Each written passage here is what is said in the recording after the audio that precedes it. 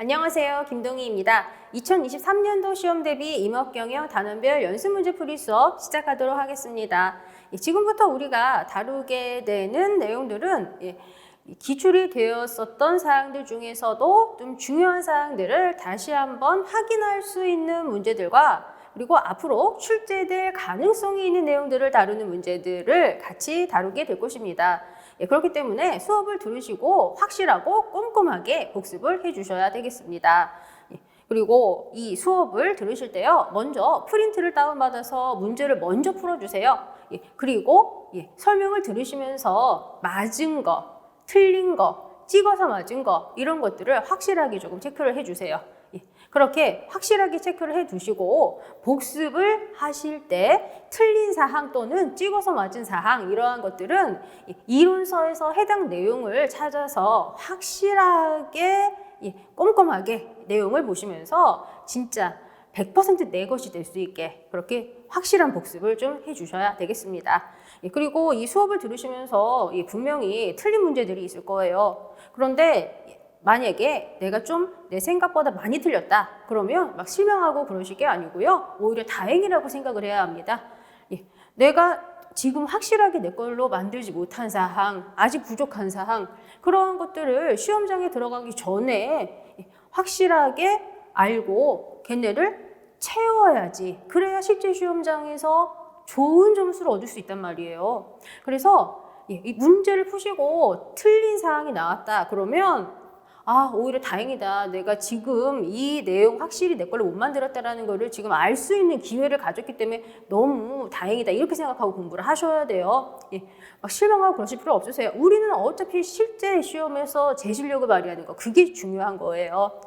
그리고 시험장에 들어가기 전날까지 부족한 거 누가 더 많이 채웠냐.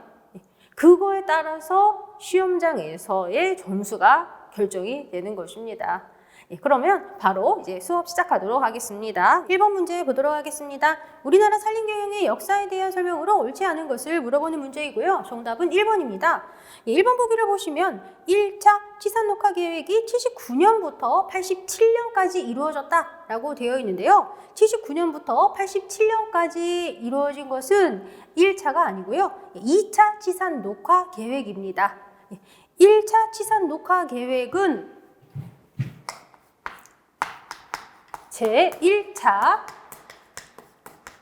치산녹화 계획은 1973년부터 1978년까지 실시가 되었습니다.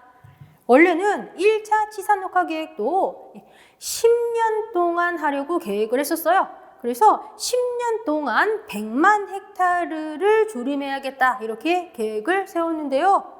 너무 성과가 좋았습니다. 그래서 조림 계획이 4년이나 앞당겨서 달성되었다는 것이 1차 치산녹화 계획의 큰 특징입니다. 그리고 이걸 가지고서 답을 찾는 문제도 여러 번 기출이 된 적이 있었습니다. 그리고 1차 치산녹화 계획의 목표도 우리가 알고 있어야 되겠죠? 목표는 국토 속성 녹화 기반 구축. 국토 속성 녹화 기반 구축. 이게 1차 치산녹화 계획의 목표입니다. 그리고 2차가 79년부터 87년까지 실시가 되었고요. 그리고 2차의 목표는 이번 보기에 있는 것처럼 장기수 위주의 경제린 조성과 국토 녹화 완성이라고 하는 것입니다. 그리고 3차 산림 기본 계획이라고 하는 것은 우리가 산지 자원화 계획이라고 부르기도 하죠. 제3차 산림 기본 계획은 산지 자원화 계획 이렇게 부르기도 한다. 그리고 이 3차 산림 기본 계획의 목표는 녹화의 바탕 위에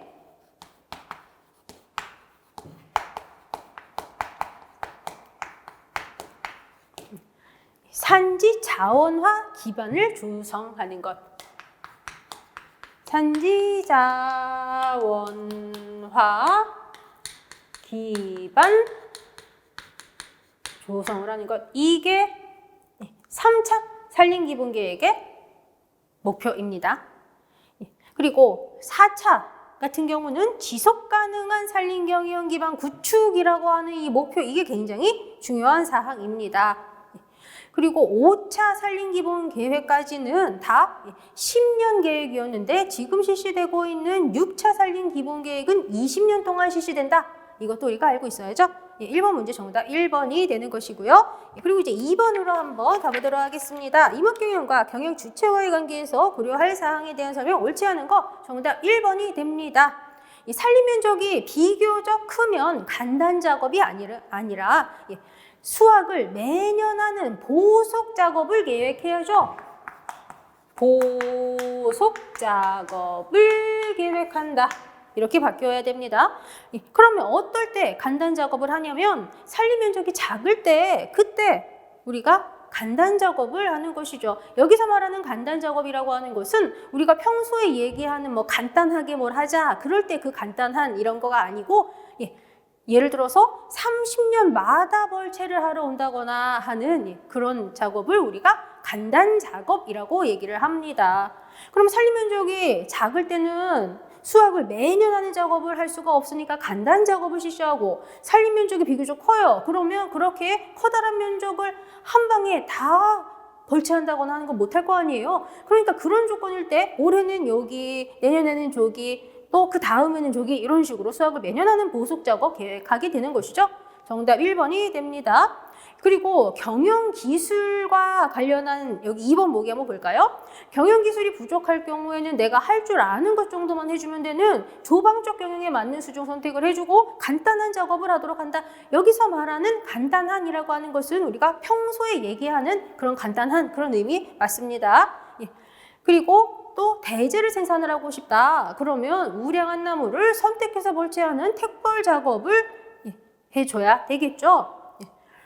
그리고 만약에 공익증대가 목적이다. 그렇다면 침엽수와 화렵수를 혼식해서 택벌을 해야 합니다. 또 경영 목적이 농용재 생산일 경우라고 한다면 여러 수종을 선택하고 멀기를 짧게 해주죠. 예를 들어서 호미, 낫 이런 거를 만드는 게 목적이래요. 그러면 벌기 짧게 하면 되겠죠. 그리고 만약에 원료재를 생산을 할 목적이라면 그때는 단 1수종을 밀식해서 개벌 작업을 실시해야 됩니다. 그리고 지금 이거랑 관련해서 우리가 또 알아야 되는 게 또 있는데요. 경영주체 재정 상태와 관련한 것도 생각할 수 있어야죠. 만약에 재정 상태가 넉넉하다 그러면 그때는 오래 길러도 상관없거든요. 그래서 재정 상태가 넉넉할 때는 장기수를 심고 벌기령을 길게 하는데 재정 상태가 넉넉하지 못해요. 돈이 별로 없어. 그러면 좀 빨리 돈 벌 수 있도록 해야 돼요. 먹고 살아야 되니까. 그래서 그럴 때는 벌기령을 짧게 해주고 속성수와 유실수 등을 같이 심어줘야 됩니다. 그래서 2번의 정답은 1번이고요. 3번으로 한번 가보도록 하겠습니다. 임업경영조직상의 유의점에 해당하지 않는 것을 물어보는 문제이고요. 정답은 3번입니다. 경영조직상의 유의점이라고 하는 것이 있습니다. 경영조직상의 유의점이라고 하는 거. 일단 첫 번째로 자연환경. 그리고 또 시장성과 집약성. 시장성. 집약성. 그리고 시간성, 거리성. 시간성, 거리성, 가격의 안정성. 이렇게 6가지가 경영조직상 유의점입니다. 경영조직을 할 때 뭘 고려해야 되냐? 그거를 얘기를 하는 것입니다. 그러면 첫 번째로 자연환경부터 한번 얘기를 해볼까요? 아무래도 임목이라고 하는 게 잘하는 것은 자연 조건에 의해서 영향 많이 받잖아요. 그러니까 자연환경 당연히 고려해야죠. 임업경영 조직할 때 당연한 사항이죠.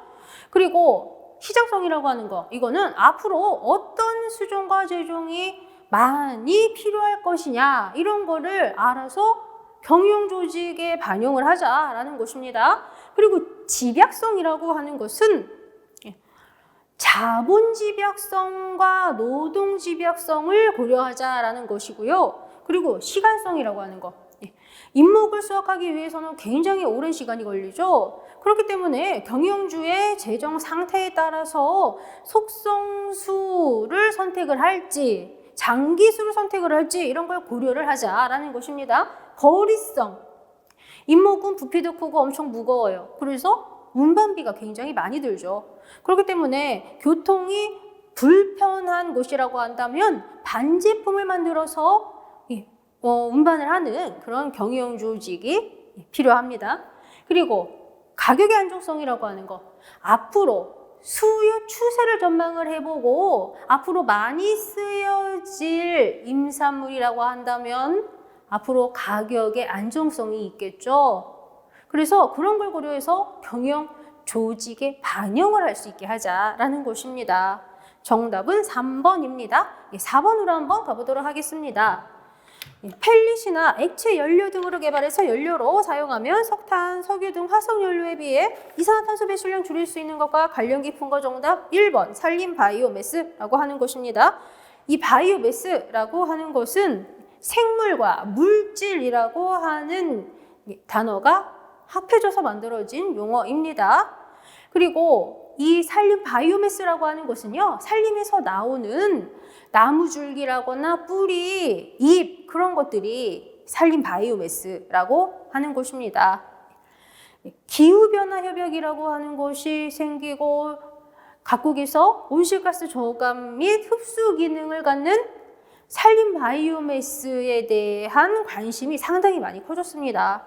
그래서 산림 바이오매스를 펠릿 또는 액체 연료 등으로 개발을 해서 연료로 사용을 하면 석탄이나 석유 같은 이런 화석 연료보다 이산화탄소 배출량을 줄일 수 있으니까 산림 바이오매스를 잘 활용할 수 있게 하자. 요즘에 이런 게 굉장히 중요하게 다뤄지고 있어요. 정답 1번이고요. 그럼 여기 이제 2번 보기 한번 봐주세요. 탄소 배출권이라고 하는 것이 있습니다. 탄소 배출권 같은 경우는 간단하게 한번 적어본다면 탄소 배출권 일정 기간 동안 온실가스의 일정량을 온실가스의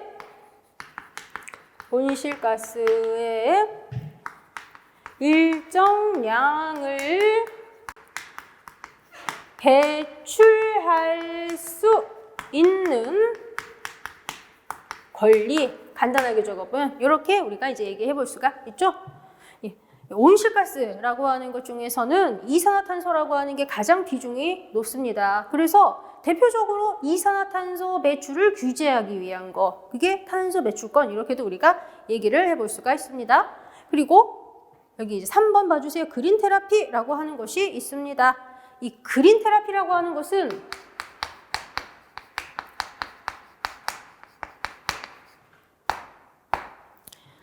숲이 지닌 보건의학적인 효과를 활용해서 숲이 지닌 보건의학적인 효과를 활용해서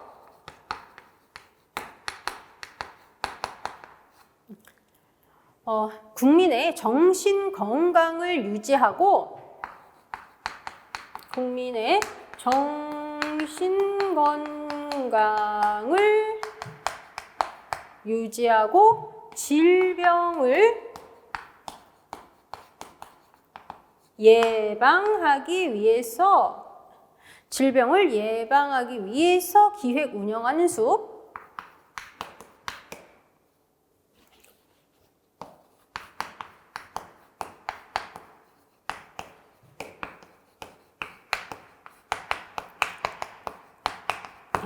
이렇게 정의 정도는 알고 계셔야 됩니다.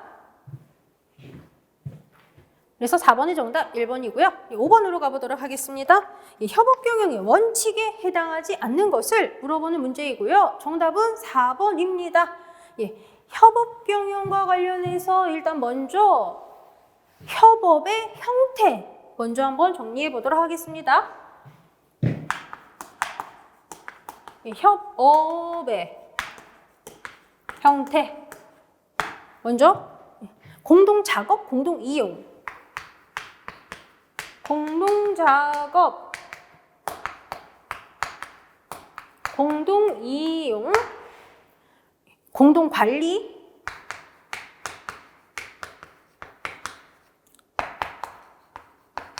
협업경영 이렇게 네 가지로 협업의 형태를 구분을 해볼 수가 있습니다. 그런데 이 네 가지 형태 중에서 공동작업, 공동이용, 공동관리, 공동자가 들어가는 것들 있죠? 이거는 개별 경영이 그대로 남아있으면서 노동, 시설, 기계 등의 공동화가 이루어지도록 하는 것입니다. 그런데 협업 경영이라고 하는 거, 이 협업 경영은 개별 경영을 해체하고 모든 자본과 노동을 다 통합해서 경영 전체를 공동화하는 방식이 협업 경영이라고 하는 것입니다. 그리고 이 협업 경영의 원칙은 딱 세 가지예요. 원칙은 딱 세 가지입니다. 공동 출자, 공동 출역, 공동 출역, 균등 분배 이렇게 세 가지 원칙이 있습니다. 그래서 정답이 4번입니다. 공동작업은 협업의 형태에 해당하는 거죠. 6번으로 한번 가보도록 하겠습니다. 산림경영의 단계 중 특정 생산품의 수요가 자원토대 지속가능한 생산수를 초과하면서 수요와 공급 관계가 붕괴되기 시작하는 것과 관련 깊은 단계, 정답 4번이죠. 지금 이 사항들은요, 생산력 전개에 따른 산림 경영과 관련한 단계들이 첫 번째 단계는 1번, 두 번째 단계는 2번 이런 식으로 구성이 되어 있습니다. 이건 우리가 이거 순서대로 첫 번째 자연의 의존 단계, 그 다음으로 자연의 통제 단계, 세 번째로 자본장비 확충 단계, 네 번째로 자연자원 보존과 환경 위기 단계, 이 순서도 알고 있어야죠. 일단 자연의 의존 단계 같은 경우는 원시 시대 같은 것을 생각을 하시면 됩니다. 지나가다가 먹을 거 있으면 따먹고요, 없으면 못 먹고, 이용할 만한 거 있으면 지나가다가 있으면은 갔다가 이용하고 없으면 이용 못 해요. 그게 자연의 의존 단계예요. 그래서 자연 과정이 생산 과정의 중추를 형성을 하던 단계였죠. 그리고 이제 두 번째가 자연의 통제의 단계예요. 자연 통제 단계라고 하는 것은 자연의 노동을 투입하게 된 단계입니다. 그래서 임업, 농업 이런 것들이 이제 실시된 단계 생각하시면 되겠습니다. 이 자연력 통제 단계에서는 관리 노동이라고 하는 것의 의미가 또 굉장히 중요해졌습니다. 그리고 이제 세 번째, 자원 장비 확충의 단계라고 하는 것이 있죠. 노동을 할 때 장비를 활용을 하게 되었습니다. 그러면 장비를 이용을 하면 똑같은 시간 동안 일을 하더라도 훨씬 더 많은 양의 일을 하게 됐겠죠. 그래서 이 자본 장비 확충의 단계는요, 노동 생산성의 향상, 노동 생산성의 향상, 노동 생산성의 향상이라고 하는 거. 이 키워드를 같이 우리가 알고 있어야 됩니다. 똑같은 시간 동안 일을 하더라도 장비를 활용을 하다 보니까 훨씬 더 많은 일을 하게 됐어요. 그래서 노동 생산성의 향상이라고 하는 거. 이게 2단계의 특징이고요. 그러다 보니까 자본가들은 점점 새로운 자본 축적이라고 하는 것을 이루게 되었어요. 그리고 노동 생산성이 향상되었으니까 노동자들이 아무래도 전보다 좀 시간이라거나 이런 걸 좀 더 잘 활용할 수 있게 되었겠죠. 그래서 노동자의 생활복지 향상까지 이루게 된 게 이 세 번째 단계입니다. 그리고 네 번째 단계가 자연자원의 보존과 환경위기 단계이죠. 이 자연자원의 보존과 환경 위기 단계, 이 단계는 사람들이 자연에서 원하는 걸 계속 얻기만 하다 보니까 수요와 공급의 관계가 붕괴되기 시작했고요. 그래서 그 결과로 환경 문제가 대두되었죠. 그래서 정답이 4번입니다. 7번으로 한번 가보도록 하겠습니다. 부차적 임업경영에 대한 설명, 옳은 거 정답 1번이죠. 현실적인 임업경영의 목적에 의한 경영 형태는 커다랗게 세 가지로 우리가 구분을 할 수 있습니다. 첫 번째로 주업적 임업경영, 그리고 종속적 임업경영, 부차적 임업경영 이렇게 세 가지로 구분을 하는데요. 주업적 임업경영 같은 경우는 임업이라고 하는 것이 개별 경제에 대해서 큰 비중을 차지하고 있는 게 주업적 임업경영이고요. 그리고 종속적 임업경영이라고 하는 것은 뭔가 다른 걸 하기 위해서 임업경영을 해. 그러면 그게 종속적 임업경영이라고 하는 것입니다. 예를 들어서 농사를 짓는 게 진짜 목적이에요. 그런데 그렇게 농사를 짓기 위해서 농용재 생산을 하려고 임업경영을 해요. 그러면 진짜 목적으로 하는 거는 농사 짓는 거. 그런데 그거 하기 위해서 임업경영해. 그런 거가 종속적 임업경영이라고 하는 것이고요. 그리고 석탄업자가 석탄을 생산하는 게 진짜 목적이에요. 그런데 진짜 목적은 석탄을 생산을 하는 건데 그런 걸 하기 위해서 필요한 갱목 생산하려고 임업경영해요? 그러면 이것도 종속적 임업경영이에요. 이렇게 진짜 다른 걸 하기 위해서 임업경영을 실시하는 거, 이런 게 종속적 임업경영이고요. 이거는 경영의 규모가 크냐 작냐가 문제가 아니에요. 그래서 다른 산업을 돕기 위한 것이 종속적 임업경영, 이거 확실하게 알고 계셔야 됩니다. 그리고 부차적 임업경영이라고 하는 것은 농업 또는 다른 산업을 원래 실시하고 있는 곳인데 유휴노동, 남는 일손이 있어요. 또 유휴자본, 남는 돈도 있어. 그래서 그런 유휴노동, 유휴자본 이런 걸 활용을 해서 임업을 겸업적으로 또는 부업적으로 실시하는 거, 그런 게 부차적 임업경영이라고 하는 것입니다. 그러면 원래 농업 또는 다른 것을 하는 곳에서 남는 거 가지고 임업경영을 하는 거다 보니까 임업경영의 주체성이 강하지 못하겠죠? 그래서 갑자기 급전 필요하다거나 하면 그냥 임목을 그냥 팔아요. 그런 게 부차적 임업경영이라고 하는 것입니다. 그래서 정답 1번이죠. 그러면 여기 2번하고 4번 봐주세요. 이거는 종속적 임업경영입니다. 3번은 주업적 임업경영. 8번으로 한번 가보도록 하겠습니다. 임목 축적에 대한 설명 옳지 않은 것을 물어보는 문제입니다. 일단 임목 축적이 무엇인지 먼저 정의부터 한번 말씀드려보도록 하겠습니다. 임목이라고 하는 것은 원래 종자나 묘목에서 자라서 성립되는 것입니다. 그런데 그 임목을 생산을 계속하는 자본으로 볼 때 우리가 임목 축적이라고 부르는 것이죠. 그런데 임목은 연령이 증가함에 따라서 점점 임목 제적이 늘고 가치가 증가합니다. 그러다 보니까 임목 축적의 가격은 산림 전체 가격의 약 70에서 80% 이상을 차지할 만큼 상당히 높은 비중을 차지합니다. 그래서 정답이 3번이 되는 거죠. 임목 축적의 가격은 산림 전체의 가격에서 적은 부분을 차지하는 게 아니라 산림 전체 가격의 70에서 80% 이상을 차지한다고요. 굉장히 높은 비율을 차지하는 거죠. 70에서 80% 이상을 차지한다.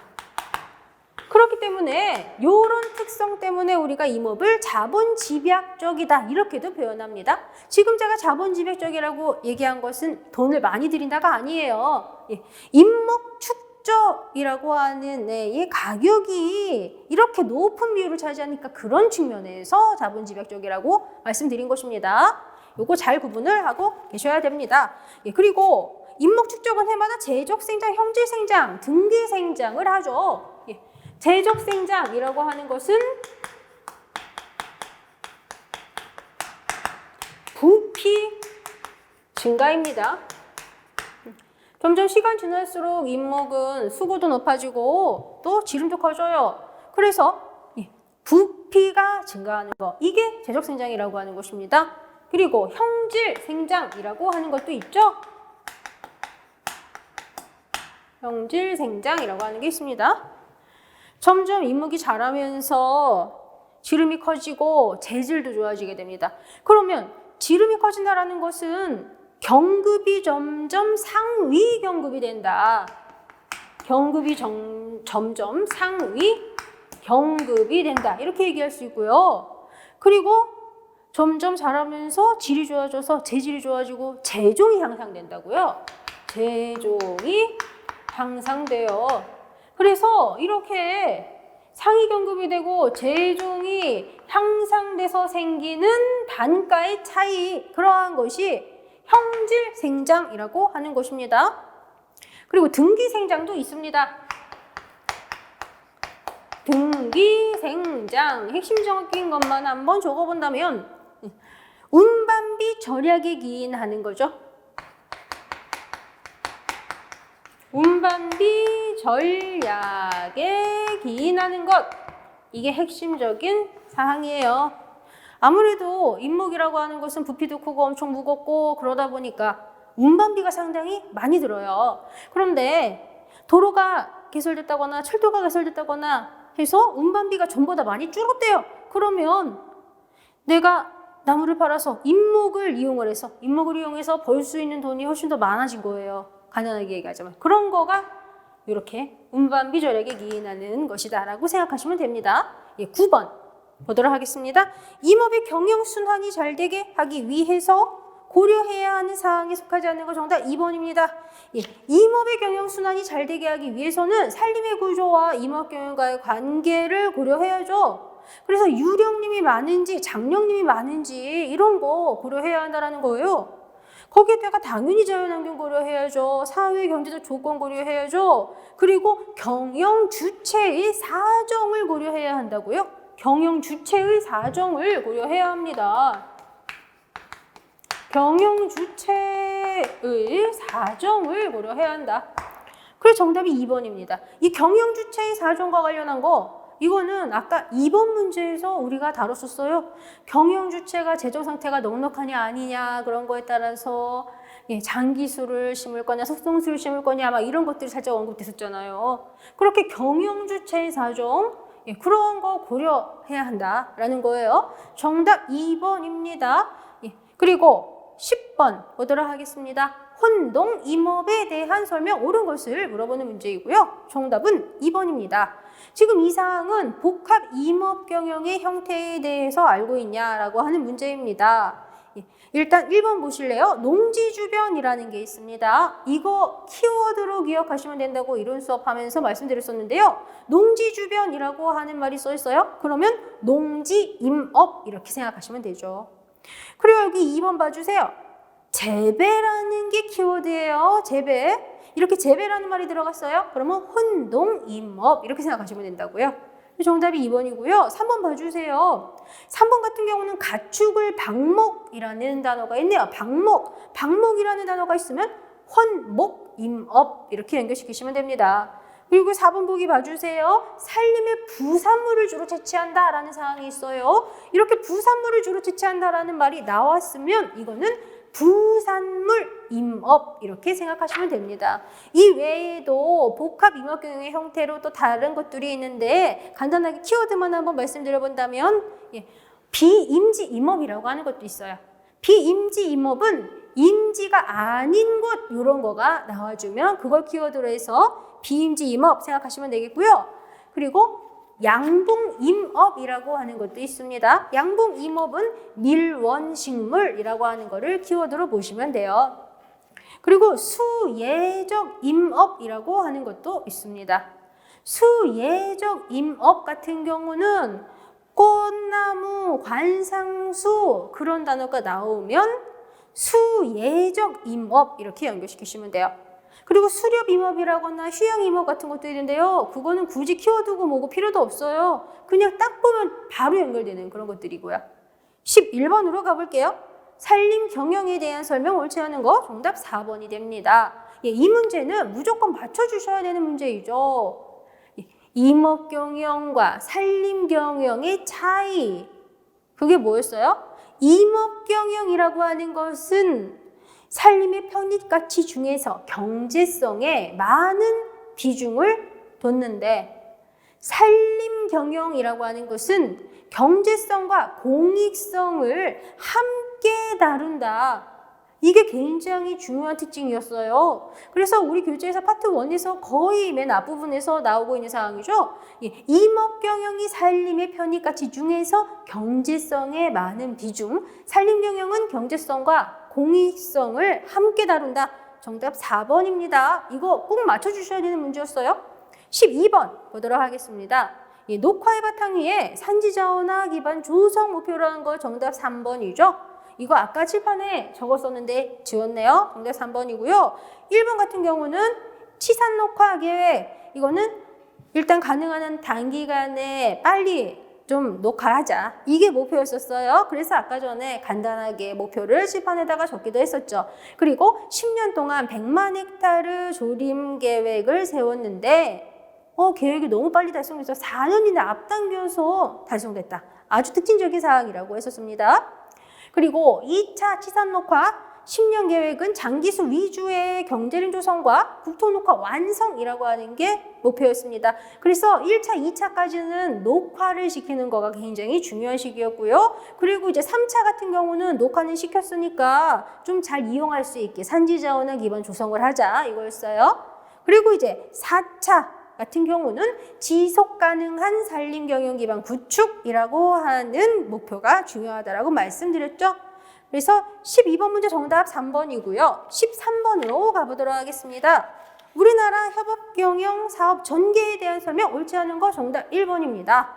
사실 이 문제는 제가 좀 지역적으로 문제를 냈습니다. 일단 1번이 어디가 틀렸냐면요. 국유림이라고 써있는 부분 있죠? 이 부분이 사유림으로 바뀌어야 되고요.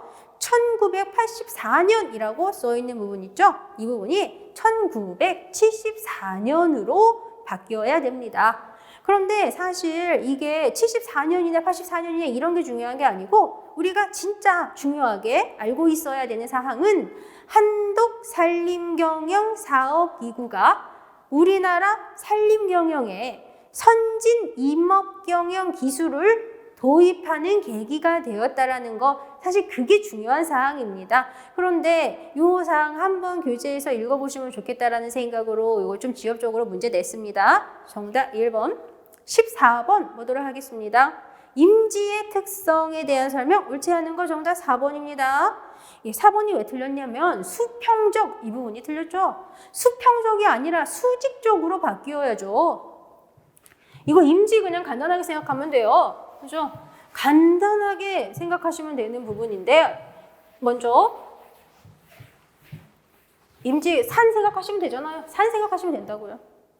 산은 어때요? 위로 올라갈수록 온도가 낮아지죠. 그래서 위쪽으로 올라갈수록 온도 낮은 조건에 사는 나무들이 살아요. 아래쪽은 제일 따뜻하잖아요. 그러니까 여기는 온도 높은 조건, 그런 조건에서 사는, 따뜻한 조건에 사는 애들은 아래쪽에, 위쪽은 추운 조건에 사는 애들 위쪽에 이렇게 산다고요. 이게 특징이잖아요. 그래서 수직적으로 생육 환경이 크게 다르기 때문에 여러 가지 수종이 생육한다. 이렇게 되어야죠. 정답이 그래서 4번이 되는 것입니다. 그리고 한량한 곳이 많아서 임업 이외의 다른 사업에는 적당하지 않죠? 여기서 임업 이외의 다른 사업은 그냥 콕 집어서 농업에는 적당하지 않다. 이렇게 생각하시면 안 헷갈리실 거예요. 그리고 교통이 불편하기 때문에 보통 임지의 경제적인 가치는 교통의 편부에 따라서 결정된다는 특징까지 같이 기억을 해주시면 좋겠습니다. 15번 보도록 하겠습니다. 임업의 기술적 특성에 대한 설명 옳은 것을 물어보는 문제입니다. 임업의 기술적 특성과 경제적 특성은 너무너무 중요한 사항이죠. 임업의 기술적 특성, 경제적 특성, 이건 너무너무 중요한 사항이고 기출문제 풀이에서도 진짜 많이 다뤄졌습니다. 일단 첫 번째로 생산기간이 대단히 길다라고 하는 거. 생산기간이 대단히 길다. 아주 특징적인 부분이에요. 그래서 우리가 살림에 투자를 해서 수확을 하기까지는 60년에서 70년 정도는 생각을 해야 돼요. 아주 굉장히 길게 걸리죠. 그리고 또 잎목에 성숙기가 일정하지 않다라는 거. 잎목에 성숙기가 일정하지 않다. 농작물 같은 경우는 생리적 성숙기가 되면 우리가 수확을 합니다. 그런데 잎목의 성숙기라고 하는 것은 경제적으로 유리할 때 그때가 잎목의 성숙기예요. 그리고 잎목의 성숙기라고 하는 것은 경영 주체에 따라서도 달라집니다. 그래서 경영 주체가 국가 또는 공공단체일 경우 그때는 토지 생산성의 최대를 실현하는 성숙기를 결정하게 되겠고, 만약에 개인이 경영을 하는 경우라고 한다면 그때는 투하 자본의 운용 이율의 최대를 목표로 하는 성숙기를 정하게 될 것입니다. 그래서 국민 경제적 입장에서 잎목 성숙기를 결정을 할 때는 성숙기가 길어지는 경향, 그리고 개별 경제적인 입장에서 성숙기를 결정을 할 때는 성숙기가 짧아지는 경향이 있다. 이런 사항까지 알고 계셔야 됩니다. 그리고 토지나 기후 조건에 대한 요구도가 낮아요. 토지나 기후 조건에 대한 요구도가 낮은 특성도 있다. 이게 1번 보기인 거죠. 정답이 그래서 1번인 거죠. 네. 비옥도 낮은 곳, 한능한 곳, 그런 곳에서도 잎목은 살 수 있어요. 그래서 농업하기 어렵고 축산업하기 어려운 곳이라고 하더라도 잎목은 할 수 있다고요. 정답 1번이 되는 거죠. 네. 그리고 자연 조건의 영향을 많이 받는다라는 사항도 있습니다. 자연 조건의 영향을 많이 받는다. 많이 받는다. 이런 게 또 특징이에요. 아무래도 산림은 면적도 굉장히 넓고요. 지형도 아주 굉장히 험해요. 그래서 일일이 다 모든 잎목들을 내가 다 관리를 해준다거나 할 수가 없단 말이에요. 그래서 우리가 자연에 좀 자연을 잘 활용할 수 있도록 해서 천연하종갱신을 활용을 한다거나 아니면 낙엽 채취를 금지해서 비옥도를 유지하게 한다거나 이런 식으로 자연을 잘 활용할 수 있도록 해야 돼요. 산림은 넓으니까 일일이 내가 다 내 손으로 다 관리해 줄 수가 없다. 그러니까 자연 조건을 최대한 잘 활용할 수 있도록 하자. 그게 그냥 간단한 핵심 내용이다 라고 생각하시면 되겠습니다. 그리고 임업의 경제적인 특성이라고 하는 것도 있죠. 임업의 경제적 특성은 다 돈과 연결시키시면 됩니다. 일단 첫 번째로 육성 임업과 채취 임업이 병존한다. 육성 임업에서도 돈 벌 수 있고 채취 임업에서도 돈 벌 수 있다는 얘기예요. 그런데 맨 처음에는 채취 임업이라고 하는 게 먼저 시작이 되었고요. 그리고 나중에 이제 인공조림을 하는 게 실시가 되었죠. 계속해서 이제 채취 임업을 했어요. 그랬었는데 목재 가격이 높아졌어. 그러면 뭐 굳이 멀리까지 목재 채취하러 갈 필요 없이 생산 조건이 좋고 생산비가 많이 들지 않는 임지에서 인공조림을 하게 된 거예요. 그래서 1번 봐주세요. 2번 보기 봐주세요. 2번 보기는 이 육성 임업과 채취 임업이 병존한다.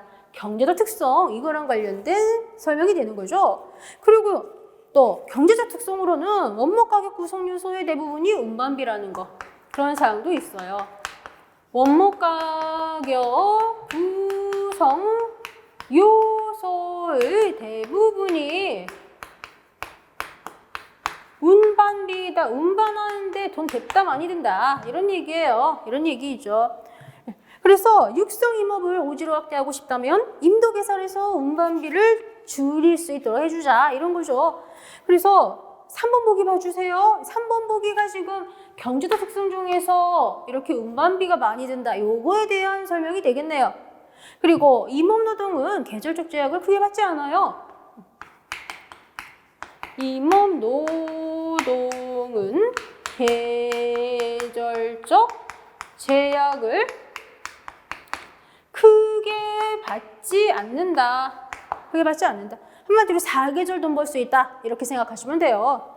그래서 이 조립노동 제외하고는 계절적 제약을 덜 받는다라는 거, 그게 이런 사항인 거죠. 그래서 15번 문제의 4번 보기가 경제적 특성 중에서도 임업노동은 계절적 제약 크게 받지 않는다. 이거에 대한 설명이 되는 것입니다. 그리고 경제적 특성에는 두 가지가 더 있어요. 임업 생산은 조방적이다 라고 하는 것과 임업 생산은 조방적이다. 그리고 임업은 공익성이 크기 때문에 임업은 공익성이 크기 때문에 제한성이 많다라는 것. 이런 특징까지도 우리가 알고 있어야죠. 일단 임업 생산 조방적이다. 이거는 임업의 생산 요소인 노동 자본, 임지 활용 상태가 간단하다는 것을 얘기하는 것이죠. 간단하게 돈 많이 안 든다. 이렇게 연결시키시면 돼요. 그리고 공익성 크기 때문에 제한성이 많다. 예를 들어서 내가 살림에서 엄청 질이 좋은 나무를 봤어요. 그래서 저 나무를 벌채해가지고 갖다 팔면 되게 큰 돈 벌 수 있을 것 같아. 그런데 그 나무를 자르면 뭔가 자연환경 보호 측면 또는 수원 함양 측면에서 문제가 생길 것 같다. 그러면 그 나무 벌채해서 갖다 팔지 못하는 거예요. 그럼 공익성 때문에 내가 돈 버는데 좀 제한성이다. 제한성이 많다. 이런 얘기예요. 그래서 경제적 특성은 다 돈하고 관련시키시면 되는 그런 부분이죠. 그래서 2번, 3번, 4번은 다 경제적 특성과 관련한 세부적인 설명드리고 정답은 1번이 되는 것입니다. 이런 임업의 기술적 특성과 경제적 특성은 진짜 중요한 사항이에요. 세부적인 사항들까지 교재에서 꼭 반드시 확인하시고 확실하게 숙지하셔야 됩니다. 그러면 잠시 쉬었다가 하도록 하겠습니다.